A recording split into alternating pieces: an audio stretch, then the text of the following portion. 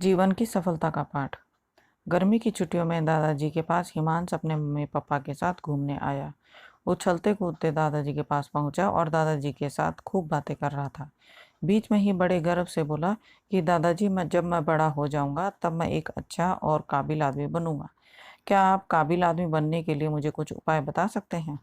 दादाजी ने हाँ में सिर हिला दिया और बिना कुछ कहे हिमांश का हाथ पकड़ा और उसे करीब की पौधशाला ले गए। वहां जाकर दादाजी ने दो छोटे छोटे पौधे खरीदे और घर वापस आ गए। वापस आकर उन्होंने एक पौधा घर के बाहर लगा दिया और दूसरा पौधा गमले में लगाकर घर के अंदर रख दिया। अब दादाजी ने हिमांश से पूछा, क्या लगता है इन दोनों पौधों में से भविष्य में कौन सा पौधा अधिक काबिल होगा?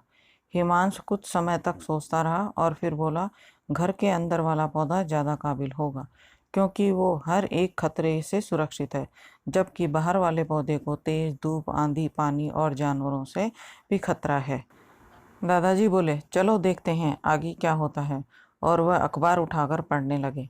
दादाजी दोनों पौधों पर ज़्यादा ध्यान देते रहे और समय बीतता गया। 3-4 साल बाद जब एक बार फिर वह हिमांश अपने माता पिता के साथ गांव घूमने आया, तब अपने दादाजी को देखा तो देखते ही बोला, दादाजी, पिछली बार मैंने आपसे काबिल आदमी बनने के कुछ उपाय मांगे थे, पर आपने तो कुछ भी नहीं बताया। पर इस बार आपको कुछ बताना ही होगा। दादाजी मुस्कुराए और हिमांश को उस जगह ले गए जहां उन्होंने गमले में पौधा लगाया था। अब वह पौधा एक पेड़ में बदल चुका था।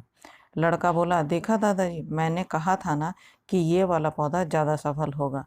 दादाजी ने बोला, अरे पहले बाहर वाले पौधे का हाल तो देख लो। और ये कहते हुए दादाजी लड़के को बाहर ले गए। बाहर एक विशाल पेड़ गर्व से खड़ा था। उसकी शाखाएं दूर तक फैली हुई थी और उसकी छांव में खड़े राहगीर आराम से बातें कर रहे थे। अब दादाजी ने पूछा, बताओ कौन सा पौधा ज़्यादा काबिल हुआ? लड़का कुछ झिझकते हुए बोला, बाहर वाला। लेकिन ये कैसे संभव है? बाहर तो उसे ना जाने कितने खतरों का सामना करना पड़ता होगा। दादाजी मुस्कुराए और बोले, हाँ, बाहर वाले पौधे को बहुत ही चीज़ों का सामना करना पड़ता है, लेकिन समस्या का सामना करने से अपने फायदे भी होते हैं।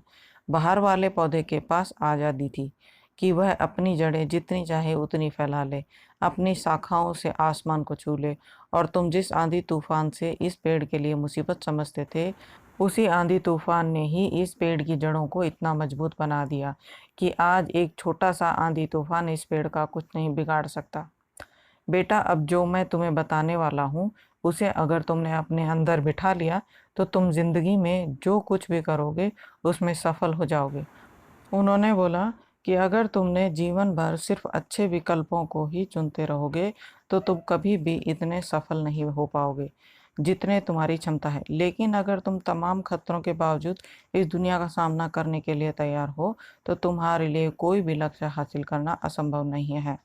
लड़के ने लंबी सांस ली और उस पेड़ की तरफ देखने लगा। वह दादाजी की बातों को समझ चुका था। आज उसे सफलता का एक बहुत बड़ा सबक मिल चुका था कि जीवन में हम जिन रुकावटों को हम जितना बड़ा शत्रु समझते हैं, वही हमें मजबूत और जीवन में बहुत ज़्यादा सफल बनाते हैं। आशा करती हूँ कि आपको कहानी पसंद आई होगी। पसंद आई है तो सब्सक्राइब करें, कहानी को लाइक एंड शेयर करें। फिर मिलते हैं एक और नई कहानी के साथ।